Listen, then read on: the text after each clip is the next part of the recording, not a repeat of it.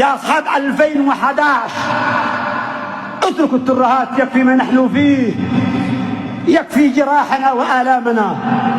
ترقصون على جراحنا، تطبلون على جراحنا، وجراحنا تنزف وقلوبنا تنزف دما.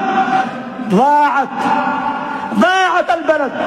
ثم يأتي ليتغنى بالفيسبوك والتويتر: أيها البغل. لم يجروا جمعية العلماء أن يصدروا بيانا ويقولوا لهؤلاء بس. لم يخرج هؤلاء السياسيين الذين يسمونهم أصحاب السياسة، أصحاب النجاسة، ليقولوا للناس كذا. وجيشنا يقتل، وأمننا مسروق، وثرواتنا منهوبة. ما عندنا رجال، ما عندنا سكات في الميدان.